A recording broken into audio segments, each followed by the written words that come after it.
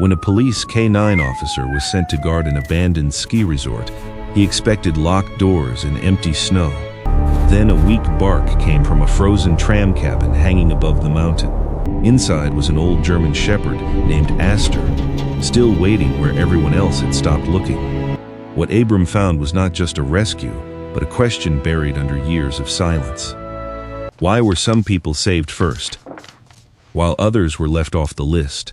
And why had one woman's warning been hidden until a dog brought the truth back down the mountain? Tell us where you're listening from, share your thoughts, and please like and subscribe to help us reach 5,000 subscribers. Northglass Summit looked almost innocent in daylight. Snow lay over the old ski resort in clean white sheets, softening the broken edges of everything men had left behind. The lodge roof carried a bright winter cap. The pine trees along the ridge stood heavy and still, their branches shining whenever the sun pushed through the clouds. Even the empty tram cabins, hanging above the slope on their frozen cable, seemed peaceful from a distance, like ornaments strung across the pale New Hampshire sky. Sergeant Abram Tate Mercer knew better than to trust a quiet place just because it looked beautiful. He parked his K-9 unit beside the lower maintenance road and let the engine idle for a moment. The dashboard clock glowed blue.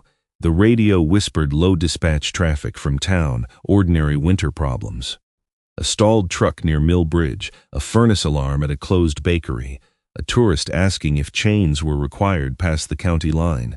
All of it sounded far away up here. In the rear compartment, Summit shifted once. Abram glanced at the mirror. The German shepherd sat upright behind the barrier, blackened coat clean against the dark mat. Amber-brown eyes fixed through the windshield as if the mountain had spoken first, and Abram was late to the conversation. Summit was 5 years old, broad through the chest, disciplined enough to wait for command, proud enough to make waiting look like his own idea. A black K-9 harness rested across his shoulders, the patch visible even in the dim light. "Don't start," Abram said. Summit's left ear leaned slightly forward. "I said don't." The dog did not bark. That was worse.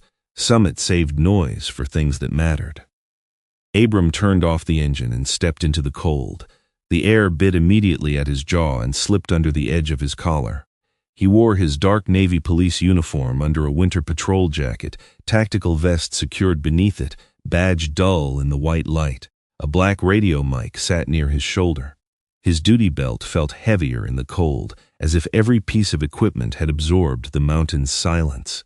Northglass Summit had been closed for years, but it was not forgotten. Not really. A place like this kept showing up in town meetings, tax records, redevelopment plans, arguments at the diner. Some people saw it as wasted land. Some saw it as a future resort that could bring work back. Some crossed themselves. Quietly and without admitting it, whenever the old North Tram line came up in conversation. Abram had been assigned here by the department, not hired by the owner. That mattered. The town had taken over winter safety patrols, while the property sat in legal limbo before a possible sale. There had been trespassers the year before, college kids with cameras, a pair of snowmobilers who thought a locked gate was a suggestion, and one man who tried to camp in the old rental shop because he believed abandoned places made good content. Abram was here to keep fools alive, keep the property secure, and keep the town from being sued before spring. It should have been simple. He opened the rear door. Summit stepped down into the snow with controlled ease, nose lifting, tail low, body still. Abram clipped the short lead to the black collar beneath the harness. "Easy sweep," Abram said. "No drama." Summit gave him one look, then turned toward the lodge. The resort had been built to welcome people loudly. That was the strange part. Everywhere Abram looked, he saw the remains of invitations. A faded sign promised hot cider and night skiing. A row of rental booths sat behind dusty glass, arranged by size, as if customers might still arrive laughing and stamping snow from their jeans. Color-coded trail markers leaned near the map board. Blue, green, black diamond. Choices for people who believed the mountain existed for their pleasure. Past the lodge, the tram line rose toward the northern ridge. Abram stopped looking at it. He checked the service doors first, padlocks intact, no fresh pry marks, no footprints near the rental entrance except his own and Summit's. The generator shed still had power to the monitoring panel, though one indicator light flickered in a way that promised future paperwork. Abram made notes on his phone and moved on. Routine helped. Routine gave the day edges. A man could inspect locks, record temperatures, photograph damage, verify gates, check the radio repeater, and call that a life if he was careful not to think too hard. Abram had spent years becoming careful. He had learned how to answer direct questions without offering anything that could become a conversation. He had learned how to send birthday texts that arrived on time and said almost nothing. He had learned how to leave a room before someone asked him what he actually felt. His ex-wife, Vivian, had once told him that he treated pain like a suspect, contain it, document it, and never turn his back. At the time, he had thought that was unfair. Later, he had understood it was only incomplete. Summit stopped beside the old trail map and stared uphill. Abram followed the dog's line of sight. The North Tram station sat above them, partly hidden behind pines and wind-blown snow. Its windows were dark. A newer chain crossed the main platform gate, brighter than the rusted metal around it. Abram had noticed that when he arrived. New chain. Old building. Someone had wanted that door to look especially closed. The silver whistle on Abram's key ring tapped lightly against his thigh as he moved. He carried it for Summit, though he rarely used it. The dog worked best from voice and hand signals. The whistle stayed with Abram anyway, small, cold, and familiar. On bad days, he found himself rolling it between his fingers without thinking. "Not today," he told the dog. Summit did not move. A black SUV came up the lower road just after noon, tires crunching over packed snow. It stopped near the lodge with the confidence of someone who believed every road eventually belonged to him. Barton Lowell Kincaid stepped out wearing a charcoal wool overcoat, dark gloves, and polished winter boots too clean for the property he owned. He was 64, narrow through the shoulders but upright, silver hair combed neatly to one side. His smile reached Abram before his warmth did. "Sergeant Mercer," Barton called. "I hope the mountain is behaving itself." "Mountains don't usually bother pretending," Abram said. Barton paused, then gave a small laugh, as if deciding that was a joke. His eyes flicked to Summit. Handsome animal. Working animal. Of course. Summit stood at Abram's left side, still and watchful. Barton kept a polite distance which Abram appreciated, or noticed.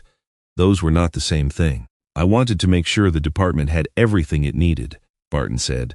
"Keys, access codes, site notes. The council has been anxious, as you can imagine. This sale could do a great deal of good for Brightwell County." "Site notes," said the North Tram station stays closed. Barton looked toward the ridge without turning his head fully. "Yes, absolutely. That structure has not been certified in years. The insurance exposure alone is enough to keep a sane man awake. You replaced the chain, we secured the chain." Barton's smile held. "There's a difference." Abram waited. Men who relied on charm often disliked waiting. Barton was good enough not to show it quickly. He adjusted one glove finger at a time, slow and precise.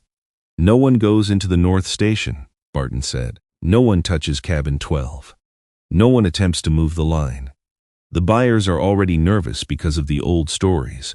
One careless report, one photograph taken out of context, and this property remains a tomb for another decade." "A tomb?" Barton's smile thinned, then returned. A figure of speech. Abram studied him. Barton had the kind of face that made concern look expensive, the kind that could sit in a town meeting and make people believe he was the only adult in the room. He did not seem cruel. Abram had learned long ago that this made certain men more dangerous, not less. "My job is safety," Abram said, "and mine is making sure this place has a future. Those shouldn't interfere with each other." "No," Barton said softly.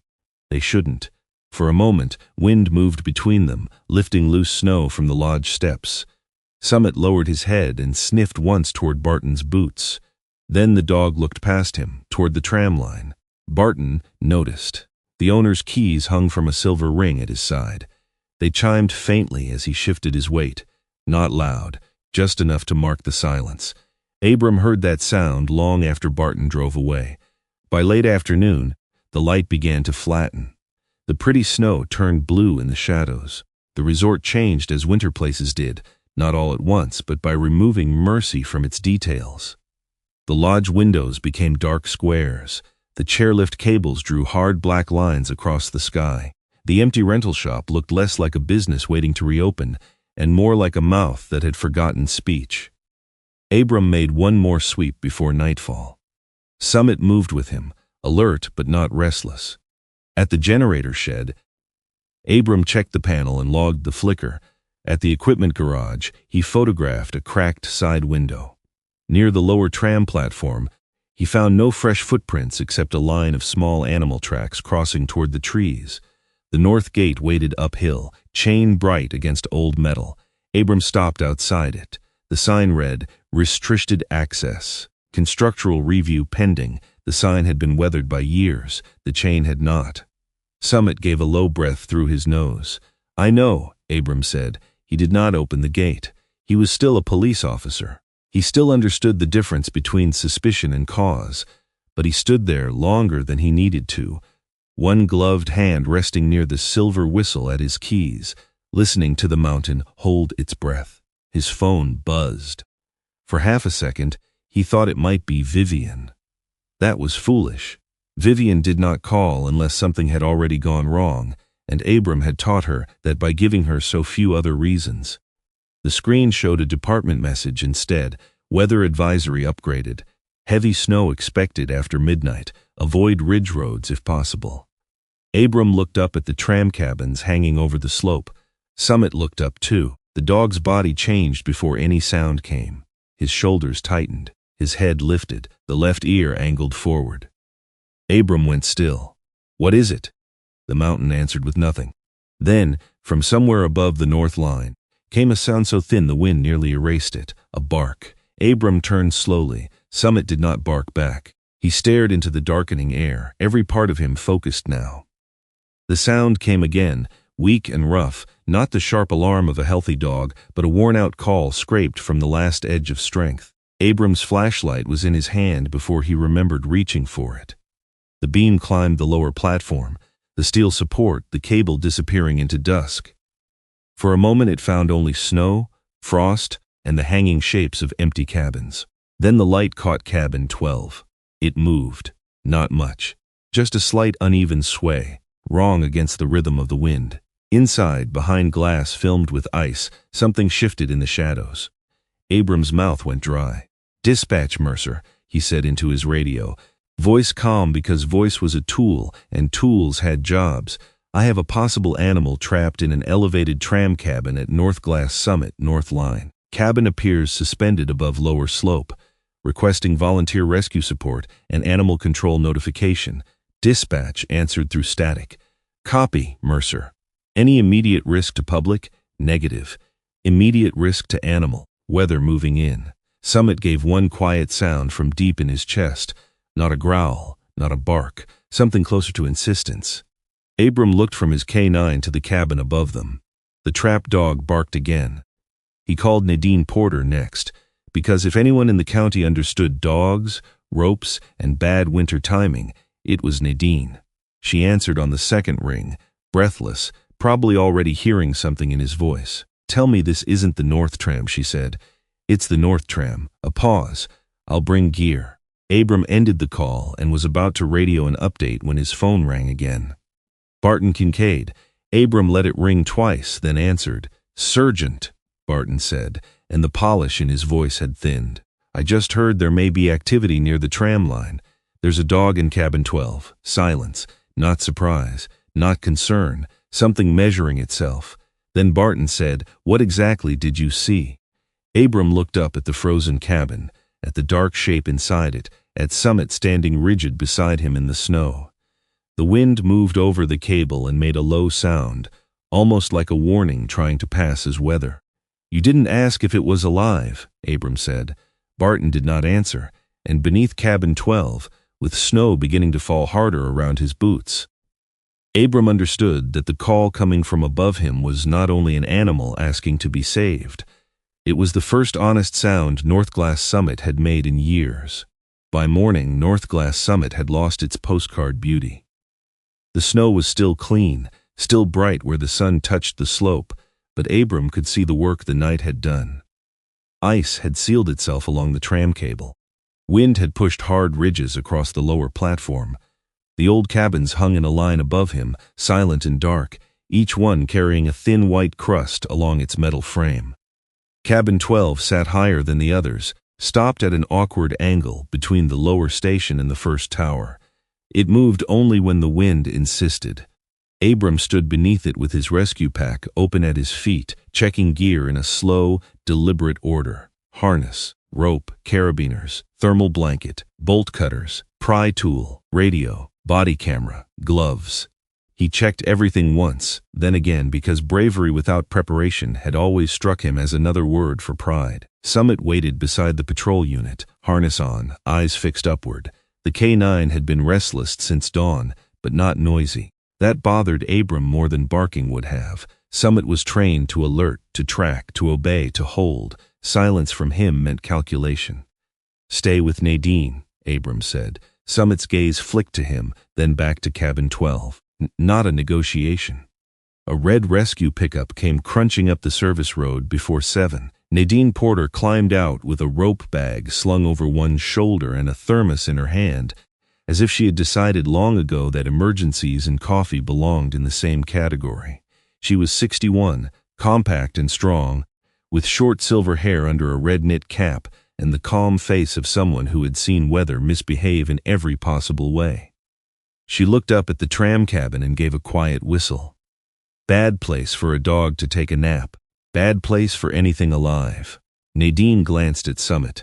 The K9 stood near Abram's left leg, muscles tight beneath his black and tan coat, amber eyes narrowed against the white glare. "He knows there's another dog up there," she said. "He knew before I did. Dogs usually do." Abram did not answer. Nadine set her thermos on the hood of the patrol unit and began laying out rope without wasting motion. She had volunteered with Mountain Rescue for 3 decades, long enough to trust knots more than speeches and weather reports less than her knees. Abram radioed dispatch again, stated the time, the location, the condition of the tram line as visible from the ground, and Nadine's presence as safety support. He kept his voice level. Every word went into record. Every action needed to stand on its own if Barton Kincaid decided to make trouble later. The phone call came before Abram reached the lower platform. Barton's name lit the screen. Abram put it on speaker so Nadine could hear. "Sergeant Mercer," Barton said, his voice polished thin by strain. "I understand you are preparing to climb. I'm preparing a rescue. A rescue should be handled by certified tram engineers. The animal has been trapped overnight. Weather is moving in. The situation is documented through dispatch. The safest action is to wait." Abram looked up. For a moment, the morning seemed to hold its breath around cabin 12. No bark came this time, no scrape, only the rope in Nadine's hands sliding over snow. "Waiting may not be safe for the dog," Abram said. There was a pause. "Not long, but long enough." Then Barton said, "You are putting yourself at risk for an animal that may not survive regardless." Nadine stopped moving. Abram's jaw tightened once. "That will be in my report. Sergeant, so will this call." Barton's voice cooled. "Be careful what you imply. Be careful what you ask me not to see." Abram ended the call before anger could turn useful words into reckless ones. Nadine looked at him over the coil of rope. "You always this charming before breakfast, only with property owners. Good, save the good manners for the dog." The first part of the climb was more work than drama. Abram moved up the service ladder along the lower support frame, clipped in, unclipped, clipped again, each motion steady enough to bore anyone watching from below. Ice made the metal slick. Cold moved through his gloves. The wind tugged at his jacket and tried to turn each breath into a negotiation. He had done winter rescue training before, but training remembered a younger body. His shoulders felt the rope sooner than he liked. His hands complained when he shifted his weight across the first maintenance arm. Abram ignored the complaints. His body was allowed to report discomfort. It was not allowed to command him. Below, Nadine held the safety line with Summit beside her. The K9 did not pace. He sat with almost painful discipline, eyes following Abram's every movement. Halfway to the cabin, Abram heard it. Not a bark. A thin exhale from behind frosted glass. He stopped and braced himself against the support beam. "I hear you," he said. The sound came again, weak but present. For a moment, memory tried to open a door inside him. Not a full memory, just a fragment.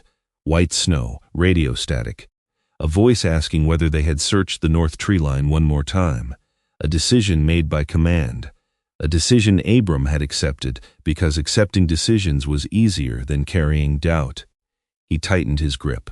"Not today," he said, though he did not know if he meant the weather, the past, or the man waiting on the ground with clean boots and too many keys.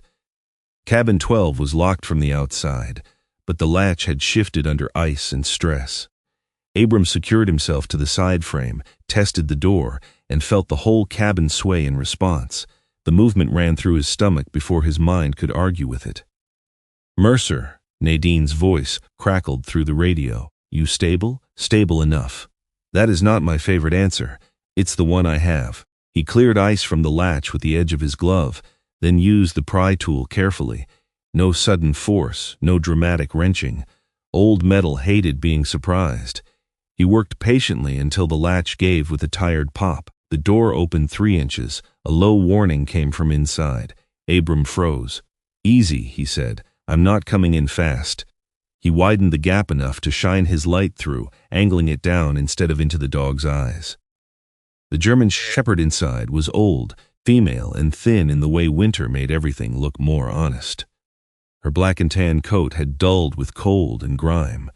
Silver covered her muzzle and ran back along her cheeks. One ear stood alert, the other bent slightly at the tip. Her eyes, amber and clouded at the edges, watched Abram with exhausted suspicion. She had tucked herself beneath the bench, one paw over the strap of an old leather collar. A small round tag hung from it. Abram read the letters through frost and dirt. "Aster." "All right, Aster," he said softly.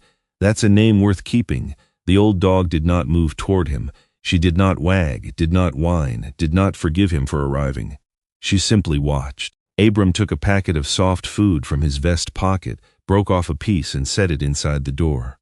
He waited. Wind rocked the cabin gently. His radio clicked once, then settled. Aster's nose twitched. Hunger and pride seemed to argue across her face. Hunger won by an inch. She stretched forward, took the food, then withdrew immediately. "That's fine," Abram said. "We don't have to be friends." Aster blinked. He sat outside the cabin door longer than he could afford, one boot locked against the frame, one hand on the rope, speaking to her in the low, plain voice he used with Summit after hard calls. He told her the wind was rude. He told her Nadine had better snacks. He told her no one on that mountain was allowed to die of stubbornness before lunch. The words felt ridiculous. They also worked. Aster's shoulders lowered by a fraction. She crept out from beneath the bench, stiff and trembling. Abram saw how little strength she had left, and something in his chest tightened with a feeling he disliked because it asked nothing practical from him. He had been patient for 14 minutes with a dog who did not trust him. He had waited for her fear to make room. Vivian had once asked him to do that. Clara had too, though with sharper words and less hope. Abram looked at Aster and understood, with a quiet discomfort deeper than shame, that he had often given wounded strangers more gentleness than he had given the people who knew his name. "Okay," he whispered. "Slow, then." It took time to wrap Aster in the thermal blanket and secure the rescue sling. She stiffened when he touched the old leather collar, so he stopped immediately. "Yours," he said. "I get it." Only when she allowed the sling around her body did Abram clip the final line. She weighed less than she should have. Beneath the thick coat, she was old bone, stubborn heart, and fading heat. The descent was careful, ugly work. No one below cheered. Nadine was too practical for that, and Summit was too focused. When Abram's boots finally hit the lower platform, Nadine moved in with a blanket and warm water, her face gentler than her voice. "Well, Miss Aster," she said, crouching low, "you picked a terrible hotel." Aster leaned against Abram's leg for 1 second, Not affection, not trust, just exhaustion choosing the nearest solid thing. Summit stepped forward, then stopped at Abram's hand signal. The two German shepherds looked at each other, young strength and old survival. Summit lowered his head first, a small respectful movement that made Nadine go still. "Well," she murmured, "that tells me something." "What?" "That your boy knows she outranks him in grief." Abram did not know what to do with that sentence, so he carried Aster to the maintenance room. Inside, the heater fought bravely against the cold. Abram logged the time of recovery, Aster's visible condition, and the location of the cabin. Nadine checked the old dog with practiced hands and found no immediate injury that required panic, only cold, hunger, dehydration, and age. Aster drank slowly after Abram pulled the bowl back twice to keep her from taking too much at once.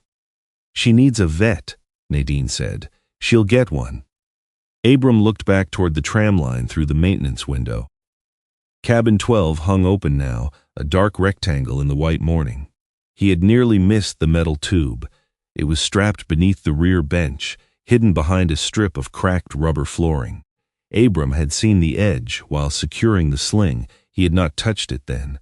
Now, with Nadine beside him and his body camera still recording, he climbed only far enough to retrieve it safely and photographed the location before removing it. The tube was narrow, dented, and capped at both ends. It looked like something used for trail maps, weather charts, or rescue plans.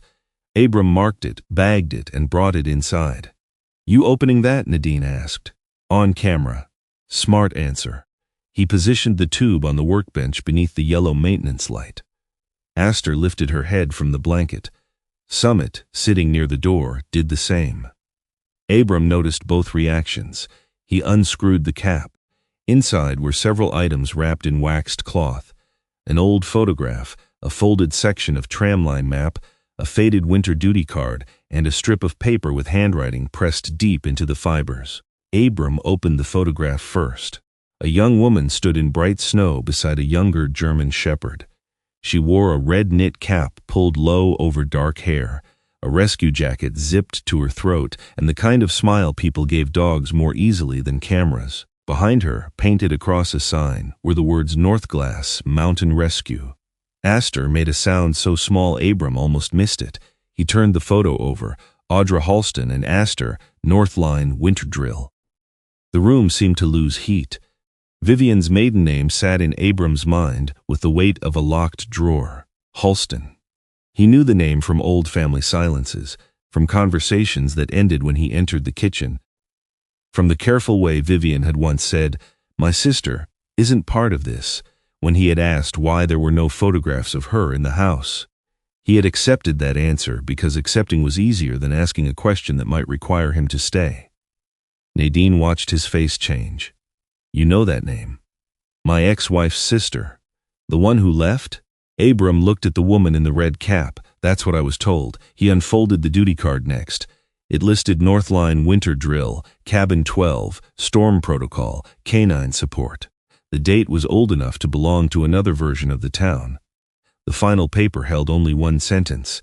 If Cabin 12 is still sealed, they never told the story right. Abram read it twice. Aster lowered her silver muzzle onto the edge of the blanket and kept her eyes on the photograph. Summit did not move at all. Abram took out his phone. For a long moment, he stared at Vivian's contact without pressing call. His thumb hovered over the name, caught between old habit and the cold fact sitting on the workbench. He had avoided Vivian's locked rooms for years. He had told himself that respect looked like not pushing. Sometimes it had. Sometimes it had only been cowardice dressed as manners. He pressed call. Vivian answered on the fourth ring. She did not say hello. "Abram," she said, cautious already. "Where are you?"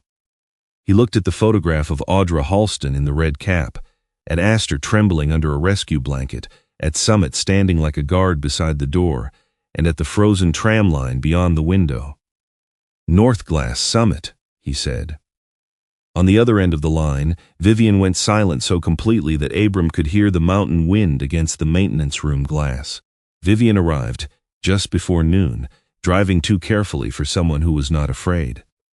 Her dark green Subaru came up the service road with its headlights on, tires pressing quiet tracks into the packed snow.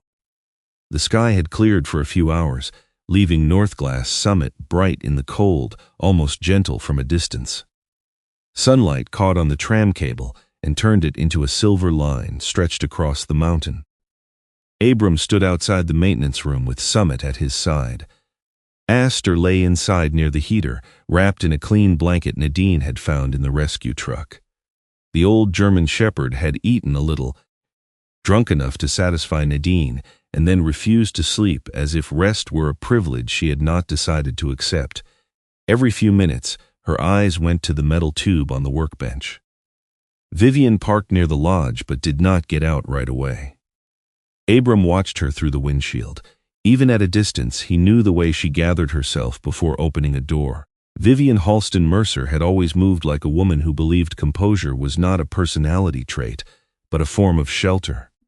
She stepped out wearing a camel wool coat over a cream turtleneck, dark jeans tucked into brown winter boots, and a pale gray scarf wrapped neatly at her throat.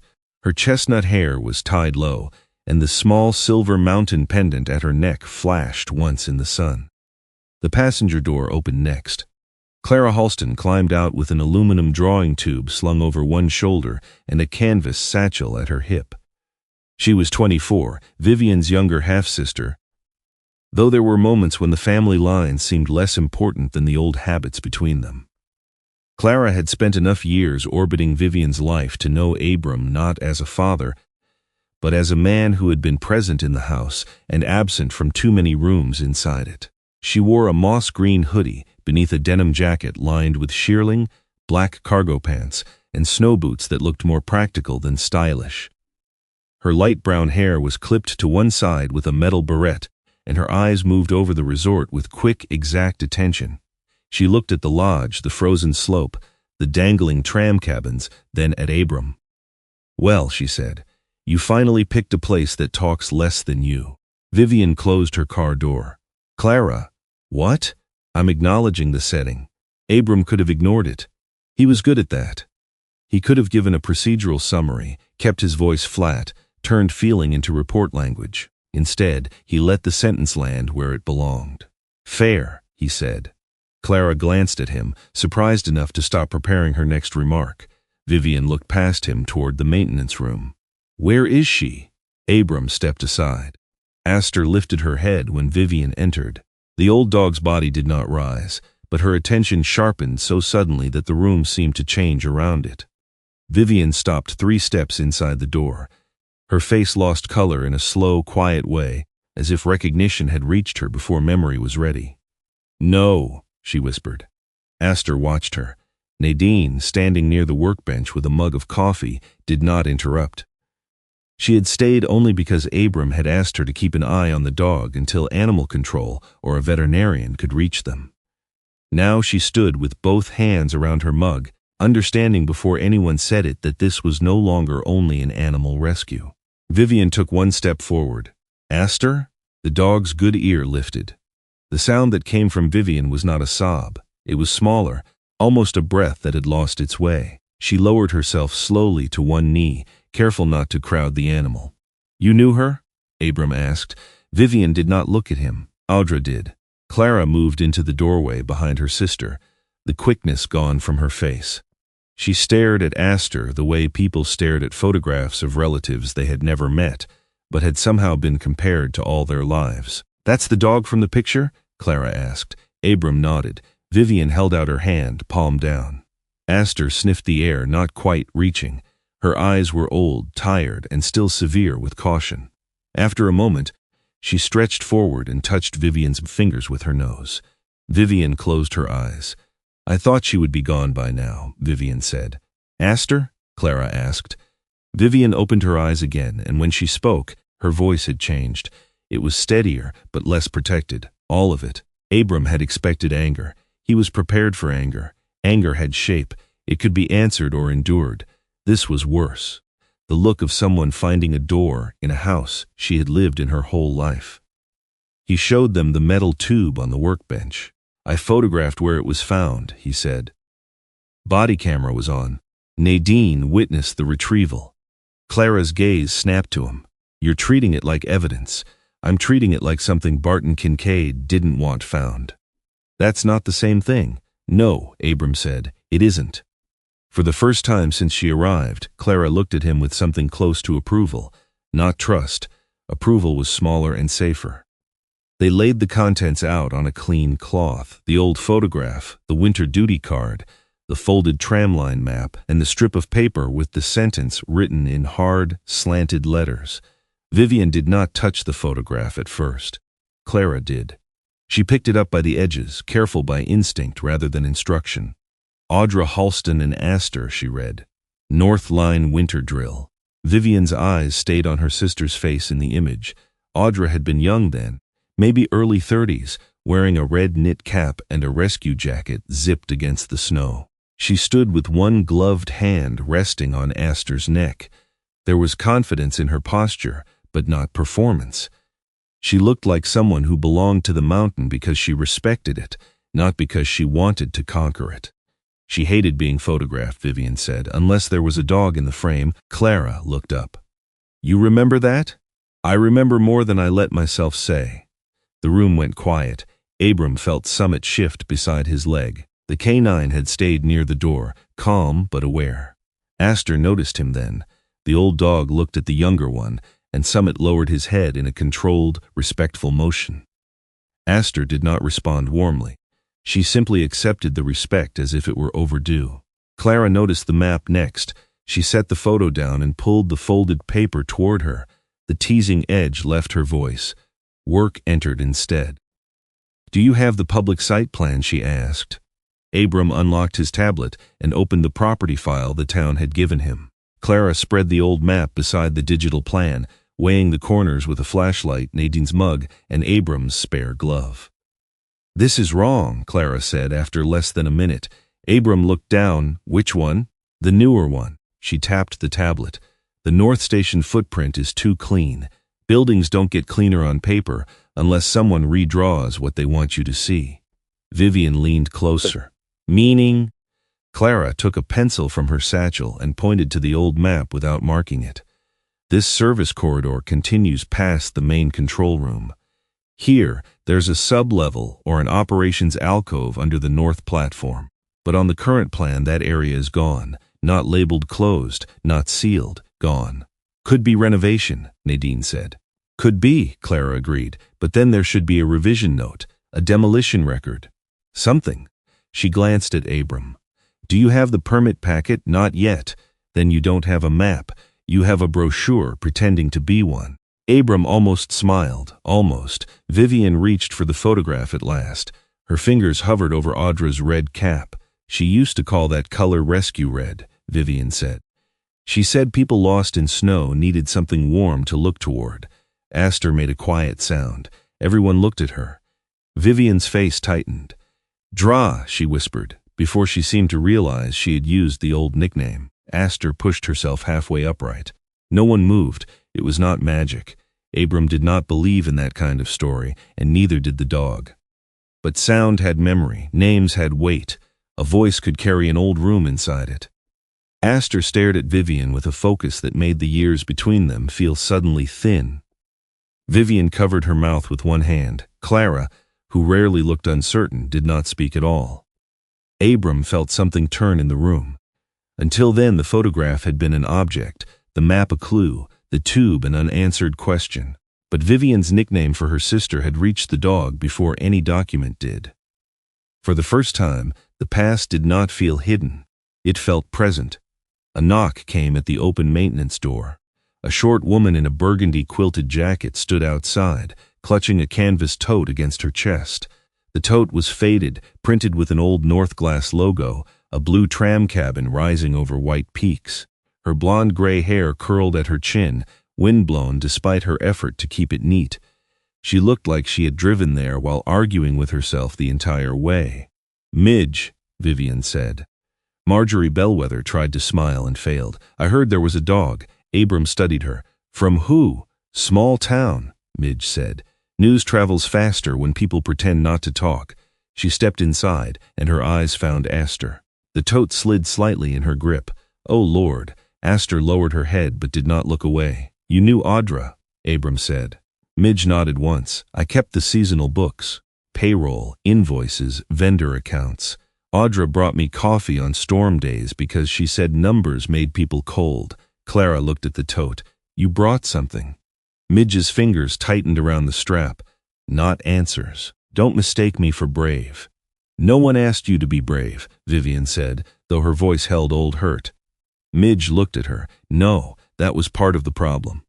She set the tote on the workbench and pulled out a folder held together by a rubber band. The folder was thin, worn soft at the corners, and handled too many times by a woman who had not decided whether keeping it was guilt or penance. Inside were copies of invoices, repair requests, a few ledger pages, and handwritten notes. Abram did not reach for them first. He let Clara and Vivian look while he watched Midge. "There are dates that never sat right," Midge said. "Payments made before repairs were supposedly ordered. Equipment charges moved from one month to another. A weather damage claim that included work I knew had been discussed before the storm." "Why keep copies?" Abram asked. Midge gave a small, humorless laugh. "Because I was afraid, then because I was ashamed. Then because throwing them away felt like helping him twice. No one had to ask who him meant." Vivian picked up one invoice. "Barton told us Audra became confused after the incident. He said she was making accusations because she couldn't accept what happened." Midge's eyes filled, but she did not cry. "Barton was very good at making concern sound like truth." Clara's voice sharpened. "What really happened?" Midge looked at Aster, then at the old photograph. "I don't know all of it." That is the coward's honest answer. She swallowed. But Audra did not run because she was weak. She left after we all let them call her unreliable. The words did not strike loudly. They settled. That was worse. Outside, an engine approached. Summit stood first, body alert. Abram stepped to the doorway as Barton Kincaid's black SUV rolled to a stop near the lodge. Barton got out wearing the same charcoal overcoat, the same gloves, the same careful expression of a man arriving to manage an inconvenience before it became a truth. His silver keys chimed at his side as he walked toward them. "Vivian?" Barton called, his voice warm enough for witnesses. "I wish I had known you were coming. This must be terribly difficult." Vivian stood in the doorway. "Don't." Barton stopped at a polite distance. His gaze passed over Abram, Nadine, Clara, the documents on the bench, and finally Aster. Something moved behind his eyes when he saw the old dog awake. Then he smiled sadly. "Audra was a bright woman," he said, "but pressure can change people. The mountain did not help her. None of us knew how fragile she had become." Clara stepped beside Vivian. "If she was so fragile, why did you keep cabin 12 locked all these years?" Barton turned his head toward her, measuring the challenge and the age of the person offering it. "You must be Clara. I remember when you were very small. I don't remember asking for nostalgia." "Clara," Vivian warned quietly. "No," Clara said, still looking at Barton. He didn't answer. Barton's smile remained, but its kindness emptied. "Old properties have old hazards. Responsible owners secure them." Abram said, "Responsible owners also report unpermitted activity on tram lines." That landed. Not visibly to anyone who had not spent years watching faces change by fractions, but Abram saw Barton's right hand close once beside his coat. Barton looked toward Aster. "A dog cannot testify about the past." Aster heard his voice. The old German shepherd pushed herself up. Nadine took one step forward, ready to steady her, but Abram raised a hand. Aster stood on trembling legs, blanket sliding from her back. Summit remained still at Abram's side, every muscle waiting. Aster did not move toward Barton. She turned away from him, slowly, painfully, with the stubborn dignity of something that had survived being forgotten. She walked past the workbench, past Vivian, past Clara, and toward the open door. Outside, the North Tram station waited above the slope, locked under its new chain and old snow. Aster stopped at the threshold and looked back once. Abram did not need the dog to speak. For the first time since Northglass Summit had gone quiet, someone in that room was pointing toward the place everyone had been told not to enter. Aster did not climb the hill like a dog chasing a scent. She climbed it like an old worker returning to a place where she had once known the rules. Abram kept his pace slow enough for her, though every part of him wanted to move faster. The North Tram station waited above them, half buried in snow and shadow, its roofline cutting dark against the bright winter sky. Sunlight flashed across broken patches of window glass. The pines beyond it stood motionless, beautiful in the indifferent way mountains could be beautiful, while keeping the worst things quiet. Vivian walked behind Aster without speaking. Clara followed with the old map held inside a clear sleeve, her aluminum drawing tube bumping softly against her hip. Midge carried her canvas tote as if it had grown heavier with every step. Nadine brought a small medical kit and a coil of rope, because she trusted old buildings about as much as she trusted men who said there was nothing to worry about. Summit moved at Abram's left side, disciplined and silent, reading the group more than the snow. At the gate, Abram stopped. The new chain crossed the platform entrance, bright steel against rusted posts. The lock was fresh, too. Barton had not simply secured a dangerous structure. He had made a point. Abram keyed his radio. "Dispatch, Mercer. I'm at the North Tram station with several civilians and one recovered animal. We have a possible safety concern tied to the prior incident records. I am documenting the exterior and accessible areas only. No forced entry at this time." Dispatch acknowledged through a wash of static. Clara looked at the chain. "So we just stare at it? We don't cut a new lock because we're curious. You think this is curiosity?" "No." Abram looked at the station. "That's why I'm making sure it survives a courtroom." The answer seemed to irritate her and reassure her at the same time. Aster moved away from the main gate, nose low, following the platform rail toward the side of the station. The snow there had drifted high against a service door. Its upper window was cracked, and the wooden frame around it had swollen from years of wet cold.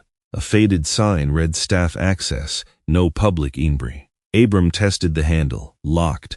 He did not force it, but the lower panel had pulled loose from the frame, leaving a gap large enough to show the threshold had rotted. Cold air moved through the opening. Beyond it, he could see snow blown inside, and a sagging section of ceiling tile near an electrical conduit. "That is a safety issue," Nadine said quietly. "It is," Abram said. He photographed the door, the damage, the gap, and the condition inside.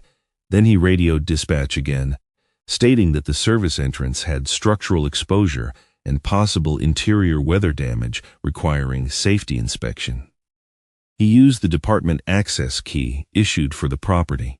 The old lock resisted, then turned with a hard click. The door opened into a smell of damp wood, dust, cold metal, and something faintly sour beneath it, like a place that had been shut while still holding its breath. Nobody stepped in until Abram told them where to stand.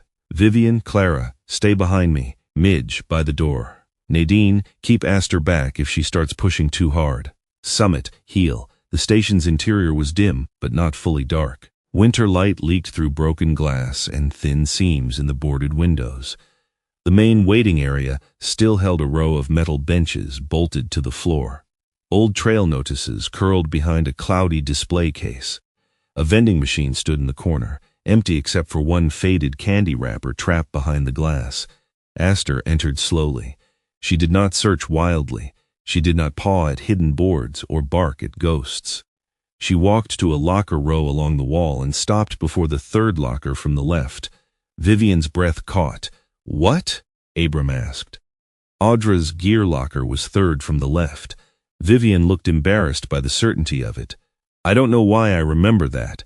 Because you remember more than you let yourself say," Clara said, softer than usual. Vivian looked at her but did not answer. Aster sniffed the bottom of the locker, then moved on. She crossed to the bench nearest the boarded platform doors and lowered herself beside it, not from weakness alone.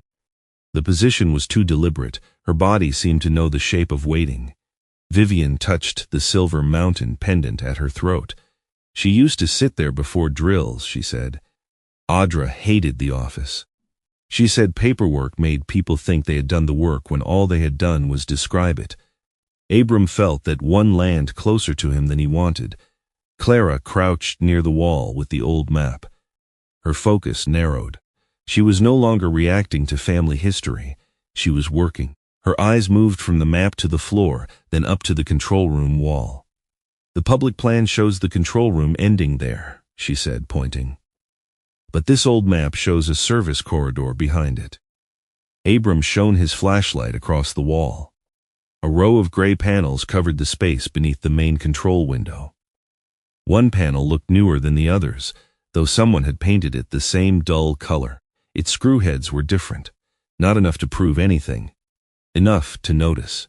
Midge opened her tote with shaking hands and pulled out a photocopied ledger page. "There was a payment," she said, 3 weeks after the storm. Weather sealing and platform reinforcement, that was the label. Clara took the page and compared the date. "After Audra disappeared," Midge nodded. "But the amount was too high for weather sealing. I remember because Barton asked me not to code it under repair. He said investors disliked seeing that word." "What did he have you call it?" Abram asked. "Cosmetic stabilization." Clara let out a dry, humorless laugh. "That sounds like what rich people call hiding a problem." Midge looked down. "Yes." Aster lifted her head. There was a small gap beneath the newer wall panel, just enough for air to move through. Summit noticed it too. He took one step forward, then stopped when Abram raised 2 fingers. "Stay." Summit stayed. Abram knelt by the panel and looked without touching. He used his flashlight, then the camera on his phone, documenting the different screws and uneven paint. This was where every instinct in him wanted to push further. A pry tool would take the panel off in less than a minute. A minute, and maybe they would know. Instead, he stood. Clara stared at him. "You're not opening it?" "Not without authority." Even now, especially now, the answer angered her. He could see it. But beneath the anger was fear. She had found the outline of a hidden room. Vivian had found pieces of her sister in a place she had been taught not to ask about. Midge had finally carried her shame into daylight. To stop at a painted panel felt cruel. Abram understood that. He also understood what happened when a good discovery became useless because someone took one illegal step to reach it. Vivian surprised him by speaking first. "He's right." Clara turned to her. Vivian's face was pale but steady. "I want it open. I want to tear the whole wall down. But if Barton buried Audra with paperwork, we don't beat him by being careless with ours." Clara looked from her sister to Abram. For a second, the room held a fragile new shape. Not trust. Not forgiveness. Something smaller and more difficult, agreement under pressure. That was when Midge noticed the control console. "Wait," she whispered. She moved toward the old operator's desk, careful with each step. A thick board had been mounted under the front lip of the console, probably to cover wiring. One corner had warped outward. Behind it, caught between the wood and the metal frame, was a dark green notebook no larger than a man's hand. Abram did not touch it immediately. He photographed it in place. Then he put on gloves. The notebook came free with a soft scrape. Its cover was stiff, waterproof, the kind rescue workers carried because ordinary paper failed when weather got serious. A faded strip of tape across the front read AH. Vivian took one step forward and stopped herself. Abram opened it on a clean section of the bench. The handwriting matched the strip of paper from the metal tube. Hard slant, deep pressure, letters made by someone who wrote fast and expected to need the notes later. Clara read over his shoulder. North line latch issue recurring. Cabin 12 not seating properly in wind. Vivian closed her eyes. Abram turned the page. Tower 4 vibration worse under ice load. Request shutdown before weekend traffic. Midge covered her mouth. Another page. North workers not confirmed evacuated. South Lodge getting full crew priority because of donor guests. BLK says optics matter. People matter more. No one spoke. The sentence was not dramatic. That made it harder to dismiss. It was not a speech, not an accusation designed for an audience. It was a note made in bad weather by someone trying to keep track of what everyone else wanted blurred. Abram turned one more page.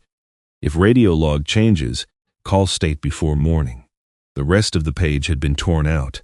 Vivian sat down on the metal bench Aster had chosen earlier. Not suddenly. Carefully, as if her body had negotiated the movement before allowing it. She knew Vivian said. Clara's voice was low, and they said she was confused.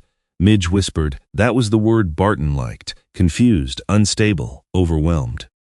Words that make a woman disappear while she is still standing in front of you." Outside, tires crushed snow. Summit's head snapped toward the service door. Abram closed the notebook and slid it into an evidence bag. He had barely sealed it when Barton Kincaid appeared at the entrance, overcoat dark against the snow, silver keys quiet for once in his gloved hand. His eyes went first to the open service door, then to Vivian on the bench, then to the bag in Abram's hand. "This has gone far enough," Barton said. Abram stood between him and the others. "You need to step back from the doorway. This is my property. This is a documented safety inspection, with civilians wandering through a restricted structure. No one forced entry. The service door shows weather damage. Dispatch has the timeline." Barton's gaze moved to Clara. "And you are qualified to assess structural danger." Clara lifted the old map in its clear sleeve. "I'm qualified to notice when a room gets erased." Barton's expression did not change, but the air around him seemed to tighten. Vivian stood. "You told us Audra broke under pressure. I told you what the doctors believed. You told us she left because she couldn't face what happened." Barton's voice softened. "Vivian, your sister was in pain. Everyone was. Reopening that pain will not restore anything." "No," Vivian said. "But maybe it will stop you from using it." For the first time, Barton looked tired rather than polished, only for a moment. Then the old control returned. He turned to Abram. "A suspended officer with a history of disciplinary review should be careful about building fantasies from a dog's habits and a family's regret." Abram heard Clara draw in a breath. He did not react. "I'm not suspended," Abram said. "And I'm not building anything. I'm preserving what we found. You have no charge, correct? No warrant, also correct. Then leave." Abram looked at the newer wall panel, the sealed evidence bag, the old locker row, Aster resting beneath the bench, as if the room had exhausted her simply by remembering. He could not arrest Barton. He could not open the hidden panel. He could not give Vivian the answer she deserved, because deserving an answer was not the same as having legal authority to tear a building apart. That limitation should have felt like defeat. Instead, it felt like a line he finally understood. He radioed dispatch in front of Barton and requested a supervisor response. Then he marked the control room area as a potential evidence preservation zone tied to safety records, documented the condition of the wall panel, and instructed everyone to exit without touching anything further. Barton smiled faintly. "That tape carries no force."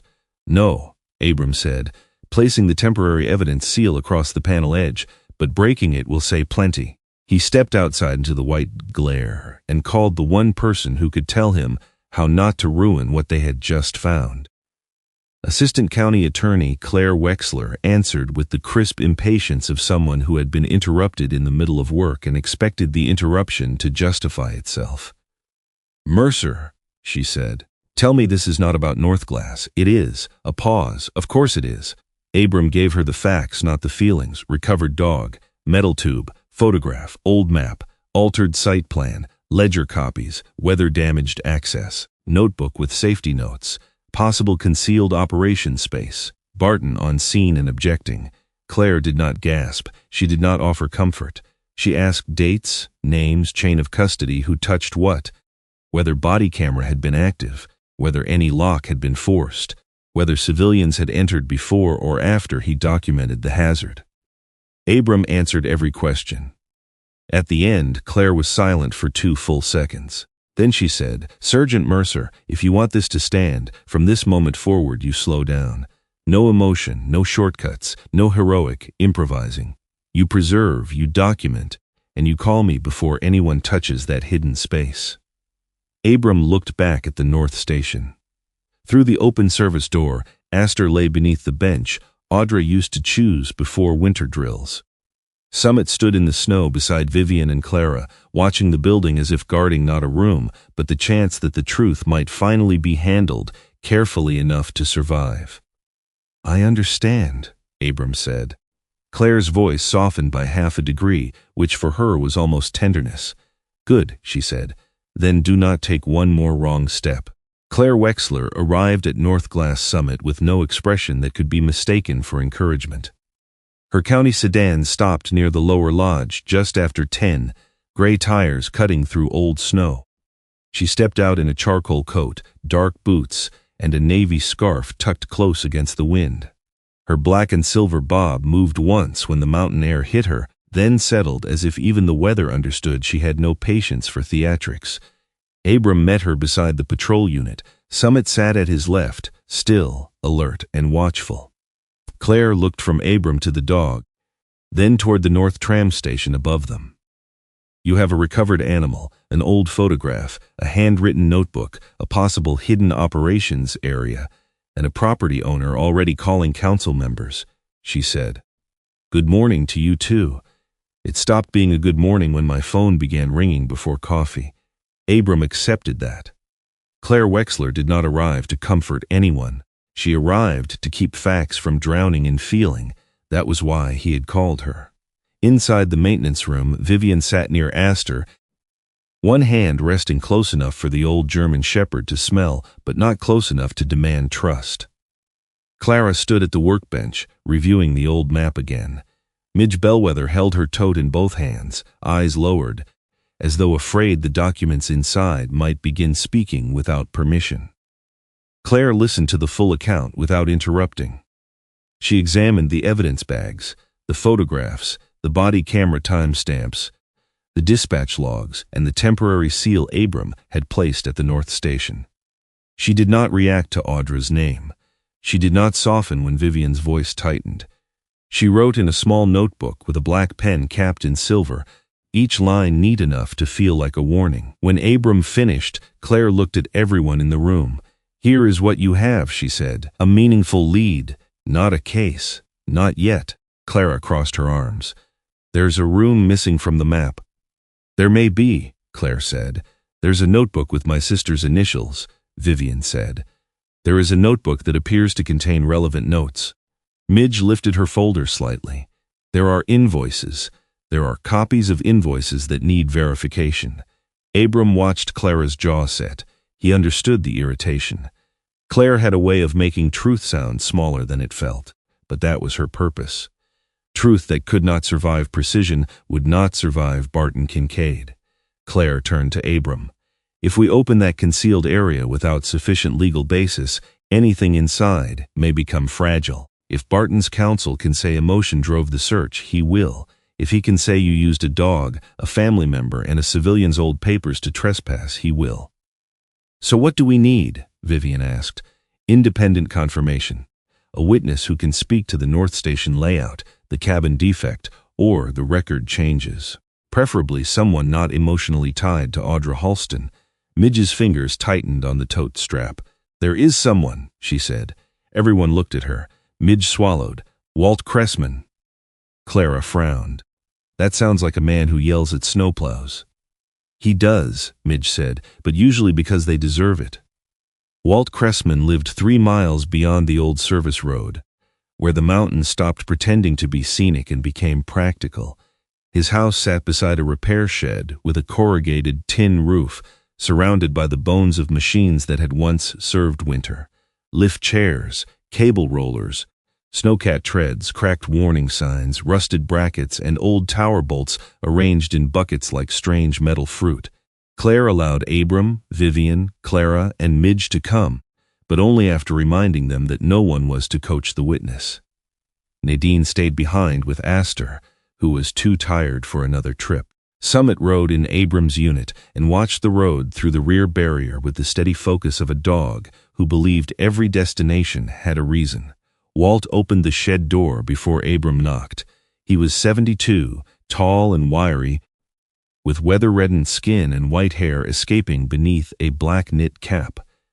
A thick silver mustache covered most of his expression, but not enough to hide the suspicion in his eyes. He wore a red flannel shirt under a brown canvas vest, work pants faded at the knees, and boots that looked older than some deputies. His gaze went first to Midge. Well, he said. Conscience finally got winter tires. Midge looked down. Hello, Walt. Claire stepped forward. Mr. Cressman, I'm Assistant County Attorney Claire Wexler. We're here to ask about Northglass Summit. Walt snorted. People ask about Northglass when they want money, votes, or forgiveness. Which one are you selling? Nen. That'd be new. Abram expected Claire to bristle. She did not. She simply said, "May we come in?" Walt studied her a moment, then Abram, then Summit through the open patrol window. The dog's amber eyes met his. "Dog can come," Walt said. "The rest of you, wipe your boots." The shed smelled of oil, coffee, sawdust, and cold iron warming around an old stove. Tools hung on the walls with near-religious order. Diagrams were rolled in barrels. A lift chair sat upside down on sawhorses, its metal belly open like a lesson. Walt poured coffee into chipped mugs without asking who wanted one. Claire did not touch hers. Abram did. Vivian stood near the stove, arms close to her body. Clara's eyes moved over the tools and diagrams with interest she tried not to show. Midge stayed near the door, as if she had not earned the right to come farther in. Claire began carefully. "Mr. Cressman, did you work maintenance at Northglass Summit during the winter incident involving Audra Halston?" Walt's face lost its rough amusement. "I worked every winter Barton didn't replace sense with charm," he said. "Do you remember Cabin 12? I remember it better than I remember my second wedding." Clara blinked. Walt pointed a grease-marked finger at a chair. "That is not an invitation for questions about the wedding." Abram almost smiled. Walt walked to a metal cabinet, opened the bottom drawer, and pulled out an old folder wrapped in plastic. He did not hand it over immediately. "Cabin 12 had a latch issue," he said. "Wouldn't seat right in crosswind. Most days, it was annoying. Bad day, bad ice, bad load, it became a problem." "Was Barton aware?" Claire asked. "I put it in writing." "Do you have copies?" Walt looked offended. "I'm old, not careless." He laid the folder on the bench. Inside were maintenance notes, diagrams, and inspection memos written in thick pencil. Claire photographed the folder before touching anything. Then she asked Walt to identify each document aloud. Walt did so, impatient but exact. Tower 4 vibration under ice load, North Line latch issue. Recommendation to suspend non-essential tram operation before incoming storm. Request denied pending weekend guests.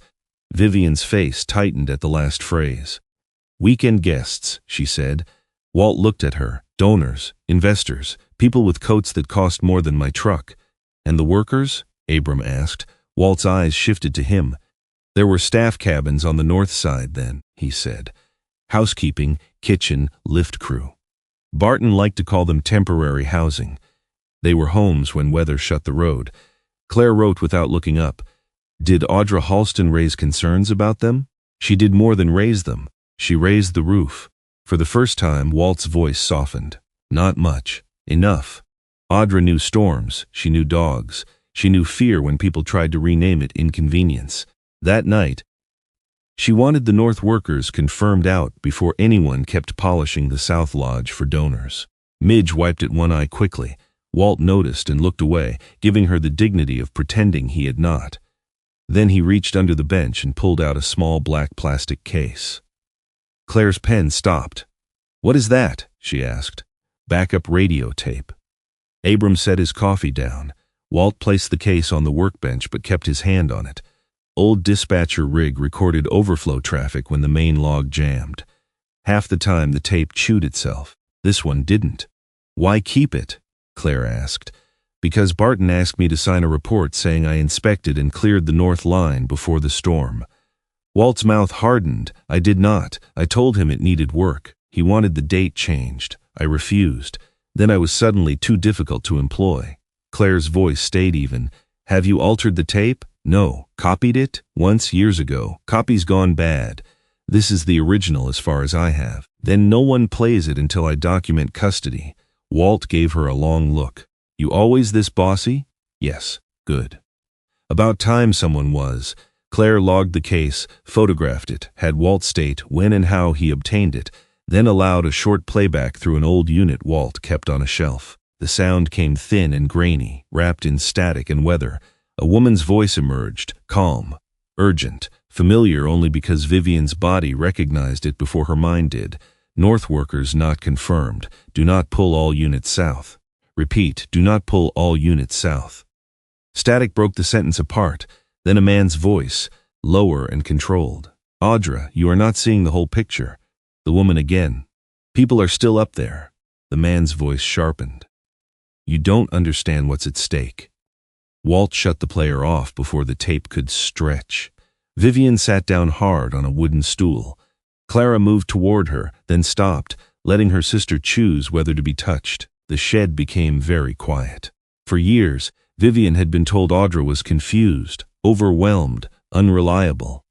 The voice on the tape had been none of those things. It had been clear, it had been scared for other people, it had been working. Abram looked at Vivian and saw the particular pain of learning that grief had been aimed at the wrong person for too long. Claire sealed the tape. Her expression had not changed much, but Abram had worked enough scenes with her to know the difference between interest and traction. This is something, he said. Claire capped her pen. This is the first thing I would not hate presenting to a judge. They found Ruth Landry in a small house at the edge of Brightwell, where the plowed road ended and mailboxes leaned into snowbanks. She opened the door, wearing a navy puffer coat indoors, a yellow scarf around her shoulders, and knitted slippers on her feet. She was 66, short and solid, with dark eyes that measured visitors by how quickly they expected her to speak. Midge introduced herself again, though Ruth clearly remembered her. You were the book lady, Ruth said. Yes, you cried in the laundry room once. Midge flushed. I suppose I did. Ruth looked at Claire. You here to make me sign something else? No, Claire said. I'm here to ask what you signed before. Ruth let them in. Her living room was warm, crowded with plants, framed photographs, and a shelf of ceramic mugs from places she had probably cleaned before she ever vacationed. On the coffee table sat a yellow envelope, already waiting. I wondered when Northglass would stop sleeping, Ruth said. She had been a housekeeper there during the old winter season. The staff cabins on the north side were not pretty, she explained, but they were home during storms. Workers kept extra blankets, canned soup, birthday cards, spare boots. That night, when the weather turned, they waited for transport that came late because the South Lodge had priority. No one said rich people first, Ruth told them. They didn't have to. You can hear your place in the world by how long people leave you waiting. No one interrupted her. She described cold rooms, dead phone lines, people trying to stay calm, managers saying help was coming soon. She did not describe anything graphic. She did not need to. The cruelty lived in the delay. Afterward, Ruth and others received small payments and a document saying they would not discuss internal safety decisions. She slid the yellow envelope across the table. They called it assistance, she said. I called it money for disappearing. Claire accepted the envelope with both hands. Abram looked at Summit lying near the door. The canine's head rested on his paws, but his eyes were open, fixed on Ruth, as if he understood that guarding a person sometimes meant letting her finish a sentence. The last piece came from Caleb Ormond. He was waiting outside the county building by late afternoon, after Claire made one quiet phone call that somehow reached exactly the right pressure point. Caleb was 43, narrow-shouldered in a faded orange work jacket, with tired gray eyes and machine oil dark in the cracks of his right hand. He looked less like a villain than a man who had spent years saying yes to people who paid on time. I didn't know there was a dog, Caleb said before anyone asked. Claire kept him in the public interview room, recorded and witnessed. Caleb explained Barton had hired him 3 nights before to run a limited systems test on the North Tram. Off books, not fully certified, just enough to show potential buyers that the line could move. Cabin 12 had been parked low in the service bay, with its door not fully latched. Caleb started the test from the auxiliary control. The cabin moved up the line, faulted near the first tower, and froze there. I thought it was empty, Caleb said. Barton told me to leave it and he'd have his engineer handle it before morning. Abram's voice stayed level. Why didn't you report the failed test? Caleb looked down at his hands. Because I needed the money. Because I told myself old machinery fails all the time. Because men like Barton make wrong things sound like temporary things. That sentence stayed with Abram longer than he wanted it to. Claire ended the interview only after Caleb signed a statement and provided his work notes. His small pocket notebook listed dates, times, and the phrase Barton used: buyer demonstration prep, night run. By evening, the mountain had turned blue again. Claire stood beside Abram near the county building steps. The tape, Ruth's envelope, Caleb's statement, Walt's notes, and Midge's copies now logged and organized. Nothing was simple, nothing was complete. But the pieces no longer floated as grief and suspicion. They had begun to form a pattern a judge might recognize. "I can seek a warrant for the concealed operations space," Claire said. Abram exhaled slowly. Behind him, Summit shifted in the patrol unit. The dog was watching the road north, toward the mountain, always toward the mountain. Claire looked at Abram. "Barton knows we're close. Expect pressure. My chief, council, donors, town paper. Anyone who believes a clean sale matters more than an old truth." Abram looked at the snowy street, the warm windows, the small county buildings that had always looked sturdier than the people inside them. "What happens now?" he asked. Claire tucked her pen into her coat. "Now," she said, "we make sure the truth gets there before Barton's version does." The storm returned before the warrant did. By mid-morning, Northglass Summit had disappeared behind moving white. Snow swept across the lower road in hard, slanting sheets, erasing tire tracks almost as soon as they appeared. The lodge windows shivered in the wind. The old tram cabins above the slope vanished and reappeared through the weather like thoughts no one wanted to finish. Abram stood at the base of the North Station with Summit at his side and a radio pressed close to his ear. Claire Wexler's voice came through clipped and steady, though the signal kept breaking around the edges. "The judge is reviewing it now," she said. "State police are en route, but the road conditions are slowing them down." Abram looked toward the service entrance they had sealed the day before. The temporary evidence tape still crossed the interior panel, visible through the half-open doorway. Beyond it, the hidden space waited under the floor or behind the wall, holding whatever Barton had spent years trying to keep folded shut. "Barton is here," Abram said. Across the snow-packed lot, Barton Lowell Kincaid's black SUV sat near the lodge. Behind it idled a white utility van and a pickup with two men in winter work jackets. Barton stood between them and the station, wearing a dark overcoat and leather gloves, his silver key ring in one hand. "He says he's brought a crew for storm protection." Claire was quiet for half a second. "Of course he has. He wants access to the North Station before the next band hits. He gets no access to the sealed area. You do not search. You do not open the concealed space. You document, you preserve, and you keep everyone outside unless there is an immediate safety concern. Understood. And Mercer? Yes. Do not let him make you angry enough to become useful to him." Abram looked at Barton, who was already walking toward him with the smooth patience of a man crossing a room he owned. "I understand," Abram said again. He lowered the radio. Summit's body stayed still, but Abram could feel the dog's focus sharpen beside him. The canine did not like Barton. Abram did not need a bark to know that. Summit read tension in posture, breath, direction, and silence. Barton carried tension the way some men carried cologne. "Sergeant Mercer," Barton called. "This is becoming absurd. It became documented yesterday." Barton stopped several feet away. Snow collected on the shoulders of his coat and did not melt. "That building is vulnerable. I have a legal obligation to protect my property from storm damage." "You can protect the exterior. No one enters the North Station until the warrant issue is resolved." "There is no warrant. Not yet." Barton's smile appeared, small and controlled. "Do you hear yourself? You are blocking a property owner based on a document you do not have, a room you have not seen, and a story built from a frightened old dog." Aster was not there to hear him.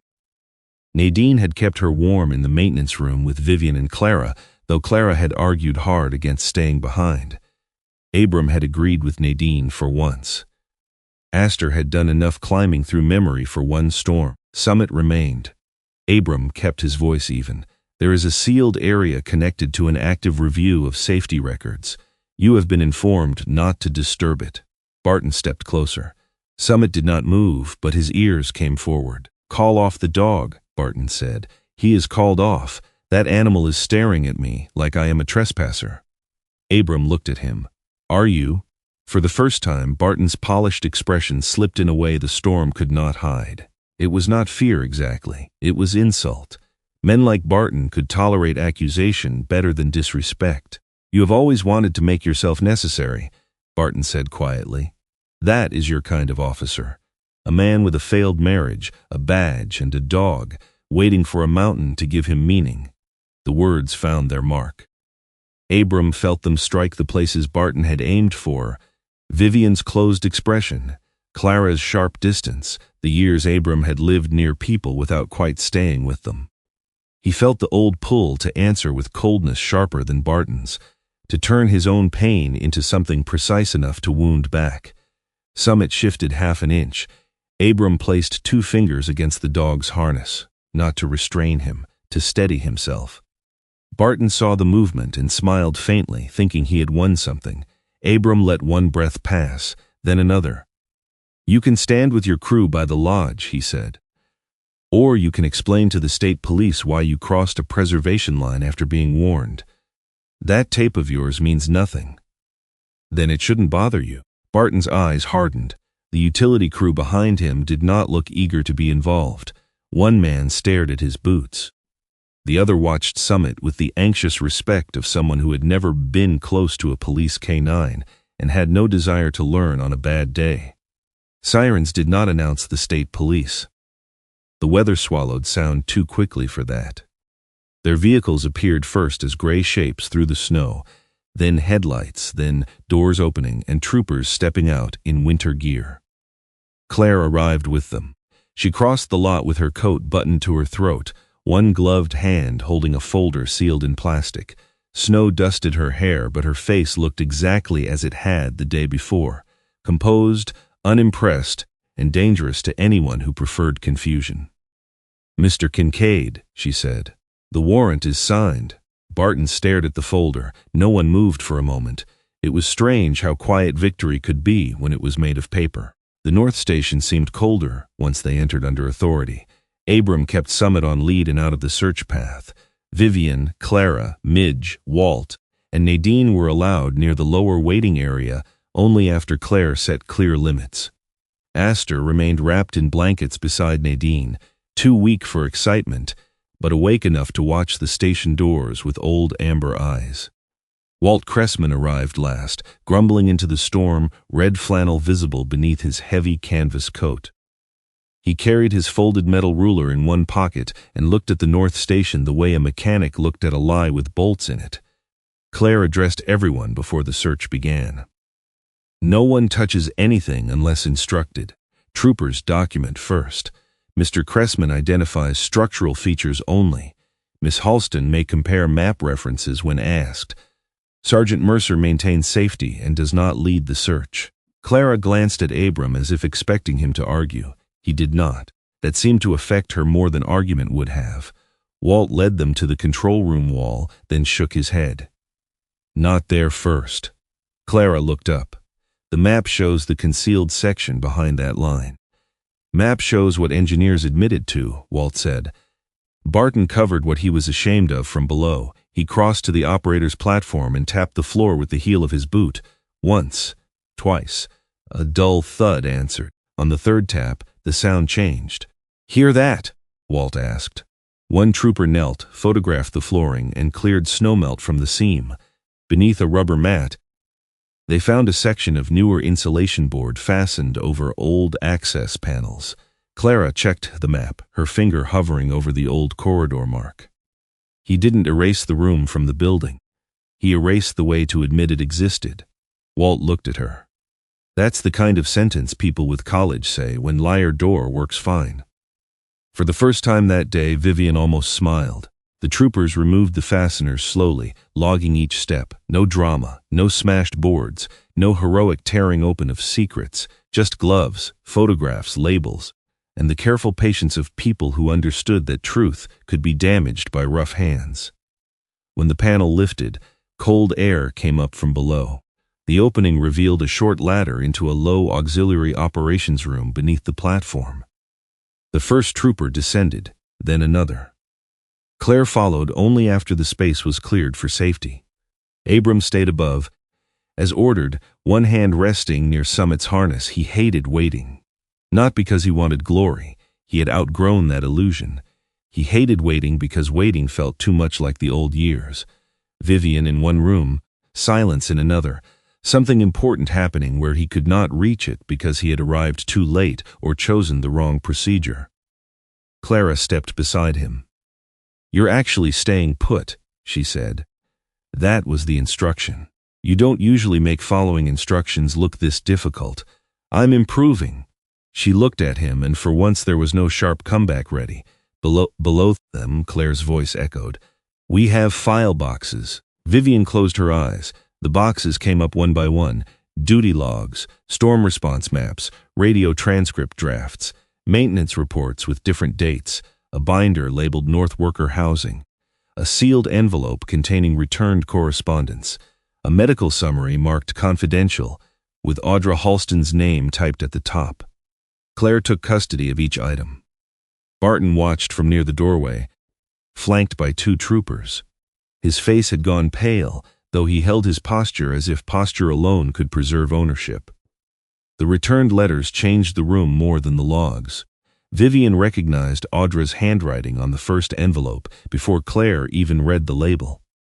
Her hand went to the silver mountain pendant at her throat. "Those were to me," she said. Claire's expression softened by the smallest degree. "We need to process them." "I know," but her voice had thinned. Clara stood closer to her sister without touching her. Claire opened only what the warrant permitted her to review on scene. The first letter was short, written in a careful hand that shook in places. "Viv, I do not know what they told you. I was not trying to leave you. I remember snow, the North Line, Aster barking, and Barton saying I needed rest before I made things worse. If this reaches you, please do not let them make my name smaller than what happened." Vivian turned away. Not far. Just enough to keep from breaking in front of Barton. Abram took one step toward her, then stopped. He did not know whether comfort from him would help or steal space from her. Summit solved what he could. The K-9 moved gently to Vivian's side and sat, not touching, simply offering the steadiness of a living body that expected nothing. Vivian lowered her hand and let her fingers rest briefly on Summit's head. "Thank you," she whispered. Barton laughed once, quietly. It was a tired sound, not amused. "You are all very moved by paper," he said. Claire looked at him. "Paper is often how people with power hide what they did. It is also how we prove it." The medical summary gave shape to the rest. Audra had survived the storm. She had been treated by a private physician connected to the resort's insurer. The notes described confusion, emotional instability, and unreliable recall. But attached to the file were draft statements from Audra that were far more coherent than the summary suggested. She had written about the North Line, the staff cabins, the shift in rescue priority, and the pressure to stay quiet until after the investor weekend. There were also internal memos. One carried Barton's initials: "Do not forward correspondence until legal review. Family contact may increase exposure." Vivian read the line over Claire's shoulder. Years of believing her sister had chosen silence collapsed into something uglier. "She wrote," Vivian said. "She tried." Clara's voice shook with anger, and he filed her away. Barton's face hardened. "I protected a town that was already collapsing." The room turned toward him. He did not shout. He did not unravel. In some ways, that made him worse. "You think this is simple because you found boxes," Barton said. Northglass was the town. You think the diners, the plow contracts, the rental shops, the school fundraisers survived on good intentions? If that story had come out then, everything would have closed at once. People would have lost homes. Families would have left. I kept the damage contained. Ruth Landry was not there, but her words seemed to stand in the room anyway. Money for disappearing. Claire stepped closer to Barton. Contained for whom? For everyone. No, Claire said. For the people whose names mattered to investors. Barton looked at Abram. You know what choices look like in weather. You choose who gets resources first. You choose who can wait. Abram felt the old memory open again, but this time he did not step inside it alone. Yes, he said. And then you answer for the choice. Barton's jaw moved once. Claire gave the troopers a nod. Barton was not dragged away. There was no spectacle. He was asked to come in for formal questioning regarding evidence preservation, false records, and interference with safety reporting. He adjusted his gloves before walking out, as if the gesture could still make him appear in control. Abram watched him go. Then he took out his own notebook and wrote down every decision he had made since hearing the bark from cabin 12. Every call, every entry, every moment he had held back, every moment he might still have to defend. Claire noticed. You know internal affairs may ask why you stayed involved with a case tied to your ex-wife's family. I know. And? Abram looked toward Vivian, Clara, Aster, and Summit, and I'll answer. By evening, the storm eased enough for a records search to return from the county system and a neighboring shelter database. Claire received it on her phone while they were still inside the maintenance room, sorting what could be moved and what had to remain secured. Her eyes paused on the screen. Audra Halston, she said. Vivian stood. Claire looked at her, then at Abram. She appears to be living under the name Audra Vale. She works at a senior rescue dog sanctuary near Lake Winnipesaukee. For a moment, no one breathed. Aster lifted her head from the blanket. The old dog's cloudy amber eyes opened fully at the sound of the name, and this time, the silence in the room did not feel like something buried. It felt like a door, waiting to be opened. Sanctuary and the cabin brought down to earth. The sanctuary did not look like a place where the past would be waiting. It sat near Lake Winnipesaukee, under a clean fall of morning snow. Low buildings gathered around a plowed courtyard, warm light glowing behind every window. A wooden sign by the drive read Silver Pines Senior Working Dog Sanctuary. Beneath the name, someone had painted small paw prints leading toward an open gate. After Northglass Summit, the place felt almost impossible. No chains across doors, no warning signs faded by years. No locked tram cabins hanging above the slope like questions nobody wanted answered. Here, gates opened inward. Paths were shoveled, dogs barked from heated kennels in voices that sounded old, opinionated, and very much alive. Abram parked near the main office and turned off the engine. For a moment, no one moved.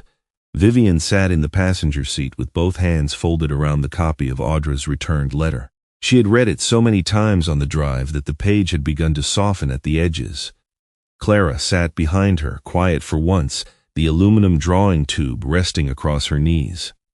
Summit waited in the rear compartment, alert but calm. Aster lay on a thick blanket beside him. The old German shepherd had been cleared by the vet for travel only because Nadine had argued, pleaded, and finally promised half the county would be blamed if Aster was left behind. Aster was weak, but her eyes had changed since Claire spoke Audra's new name. She had slept through most of the drive, then lifted her head the moment the sanctuary came into view. Vivian looked at Abram. What if she doesn't know me? Abram had no procedural answer for that. He could have said people remembered faces. He could have said they had proof now. He could have said Audra had tried to write. None of those things would protect Vivian from a door opening to a stranger.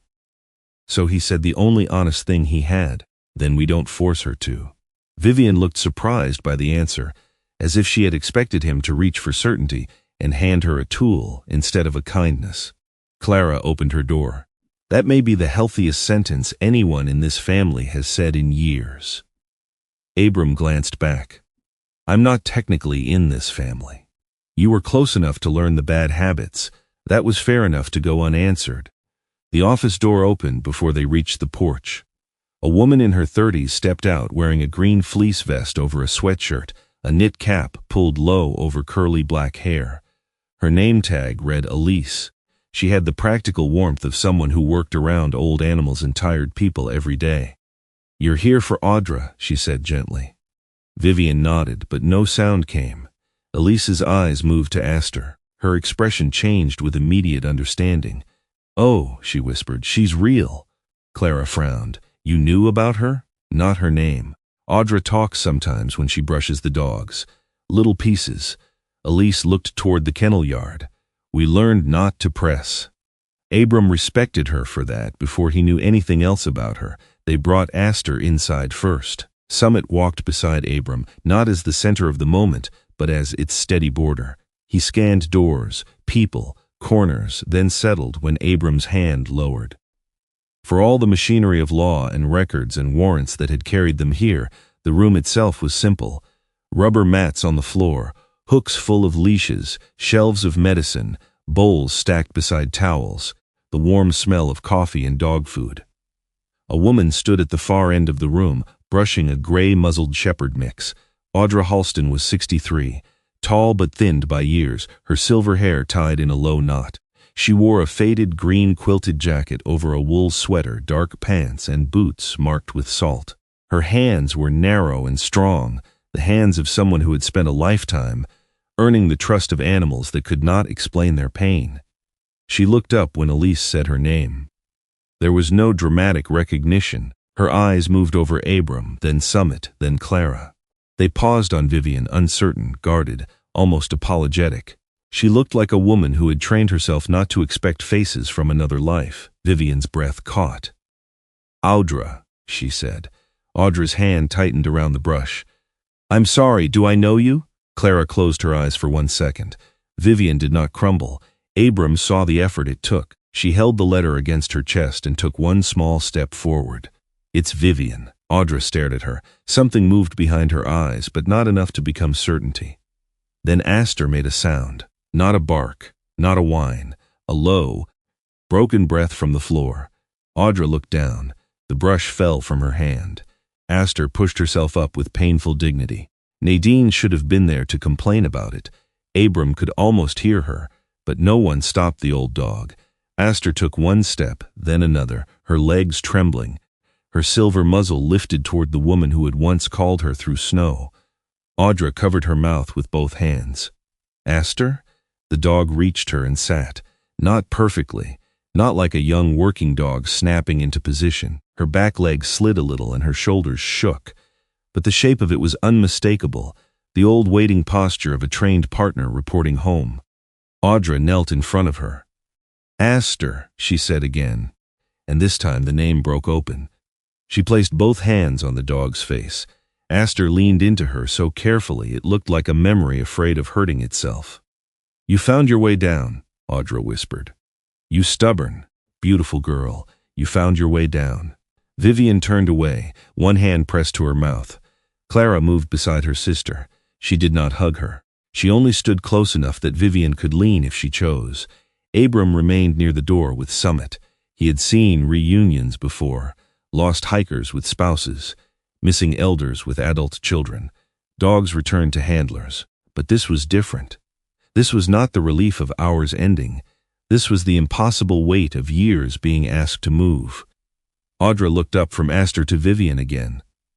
This time, recognition did not arrive like lightning. It came slowly, painfully, with confusion still clinging to its edges. Viv, she said. Vivian lowered the letter. Yes, Audra's eyes filled. You grew up. A small sound left Vivian, half laugh and half sorrow. So did you. Audra looked down as if ashamed of having survived in a shape no one expected. I wrote. Vivian held up the letter with trembling fingers. I know. We found them. Them? Audra asked. More than one. Audra closed her eyes. For a moment the room was full of old dogs breathing. Snow ticking softly against the windows, and two sisters learning that silence had not been the same as abandonment. Elise guided them to a small office with a couch, 2 chairs, and a window facing the kennel yard. Audra kept one hand on Aster's collar the whole way. Summit settled by Abram's boots, his head high, allowing the older dog and older grief to take the room. Vivian placed the copied letter on the coffee table. I thought you didn't want to be found, she said. Audra looked at the paper as if it were both proof and accusation. I thought they told you enough to make you stop looking. Barton told us you were confused. I was, Audra said. Some days. Not about all of it. She touched the side of her head, not theatrically, just as someone acknowledging a place where memory had once misfired. After the storm, things came back in pieces. Snow, the North Line, Aster barking, workers still waiting. Barton telling me I would make it worse if I talked before I was well. Clara sat forward. You weren't wrong. Audra looked at her then. Who are you? Clara, Vivian's sister. Audra studied her face, searching for family lines. You have my mother's eyes. Clara, who usually had a sentence ready for everything, looked down. Vivian unfolded the second letter. You said in this one that you remembered the North workers. Audra nodded. Names. Not all at once. Ruth, Henry. Paul with the bad knee. 2 kitchen women who shared a room because the heater in one cabin never worked right. Her voice steadied as she spoke the names. That was the part I held on to. Names don't disappear as easily if someone keeps saying them. Abram felt that sentence settle into him. For years he had believed staying quiet was different from lying. Cleaner, maybe. Less harmful. He had not invented Vivian's pain. He had not told Clara to stop asking questions. He had not buried Audra's letters in a hidden room, but he had let silence do work he did not want to touch. That recognition did not make him Barton. It did not excuse Barton. It only removed one of the shelters Abram had built inside himself. He stepped outside the office for a moment and stood in the hallway. Summit followed him. Through the glass, he could see Vivian and Audra sitting close but not touching. Clara was speaking now, probably too fast, probably trying to organize pain into questions because that was safer than letting it breathe. Aster lay at Audra's feet, asleep at last. Summit leaned his shoulder against Abram's leg. You think that helps? Abram murmured. The dog looked up at him. Abram took out his phone. He opened a message to Vivian, then closed it because she was 10 feet away and deserved better than a screen. He opened one to Claire instead. Audra confirmed attempted contact. Names North workers. Aster reunited with Handler. We'll return statements when she's ready, not before. Claire replied 3 minutes later. Good. Do not rush her. Also, Internal Affairs requested your full timeline. Abram looked at the message until the words stopped feeling like a threat. Then he typed back, I'll provide it. Months did not heal Northglass Summit. They changed what people were willing to do with it. Barton Kincaid was placed under formal investigation for altered safety records, interference with reporting, and the concealed handling of documents tied to the old winter incident. The sale of Northglass was frozen, lawyers argued. Council members performed surprise. Donors grew quiet. The town newspaper, which had once printed glowing pieces about redevelopment, began publishing names Ruth Landry had kept in her yellow envelope. No one was allowed to turn the whole resort into a memorial overnight. Claire would not permit that kind of fantasy in anyone's language. Ownership had to be sorted. Funding had to be approved. Liability had to be addressed one stubborn page at a time. But the North Station changed first. Through a temporary safety agreement, the county, a state rescue fund, and the sanctuary where Audra worked opened a pilot program, Northglass Winter Response Center. Part training site, part emergency shelter, part retirement partner for working dogs who had earned warmer floors than history usually gave them. Abram was not celebrated back into place. Internal Affairs reviewed his actions. His chief removed him from lead K-9 patrol pending findings, assigning him to winter response support and documentation. Some officers thought that was unfair. Some thought he was lucky. Abram did not argue either way. For once, he accepted a consequence without wearing it as proof that nobody understood him. Vivian did not move back into his life. Clara did not become his friend. But they stopped treating his presence as a forecast of disappointment. On a Sunday evening after the first public meeting, Clara found him outside the reopened North Station, where he was tightening a temporary sign against the wind.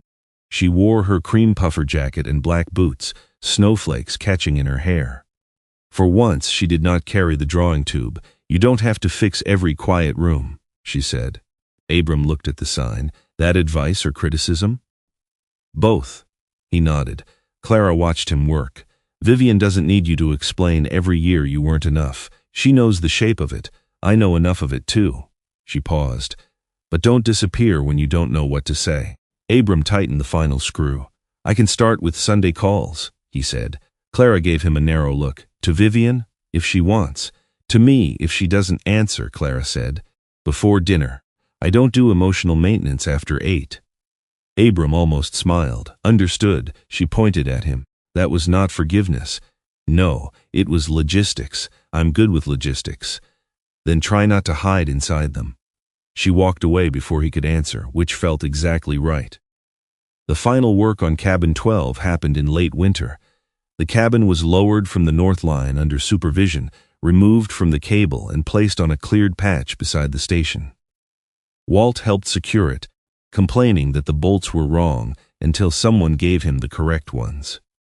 Midge brought coffee and stood in the snow longer than her knees liked. Ruth Landry came with the yellow scarf around her neck and a folded list of names in her coat pocket. Claire watched from the edge of the crowd, arms crossed, pretending not to be moved. Clara hung the wooden sign herself. No one left above the snow. Audra stood beside Vivian, one gloved hand resting on Aster's back. The old German shepherd lay on a red blanket in front of the grounded cabin, tired but peaceful, her head turned toward the mountain. Summit sat beside Abram, younger, steady, and silent. The radio inside the new response center crackled. A small call from the North Road. You power out at an older resident's home. No immediate emergency, dispatch said. Request welfare check when available. Abram looked at Summit. The K-9 stood before the command was spoken. Abram pulled on his winter jacket and glanced once at the grounded cabin, at Audra and Aster, at Vivian standing near her sister instead of away from her. Then he keyed his radio. Mercer responding. He started toward the truck with Summit at his side. This time the mountain did not have to bark twice. Sometimes the quietest calls are the ones that matter most. Northglass was not healed because one man became a hero. It began to heal because a few people finally chose truth over comfort, courage over reputation, and mercy over silence. Aster found her way back, but it took human hearts willing to open the door. In our own lives, we may not face a frozen mountain or a hidden room beneath an old station. But every day, someone near us may be waiting for a call, a visit, an apology, or a simple sign that they have not been forgotten. May we have the grace to hear the small voices before they fade. May God give us courage to answer with kindness. If this story touched you, share your thoughts in the comments. And if you want more stories of loyalty, justice, and hope, please like, share, and subscribe.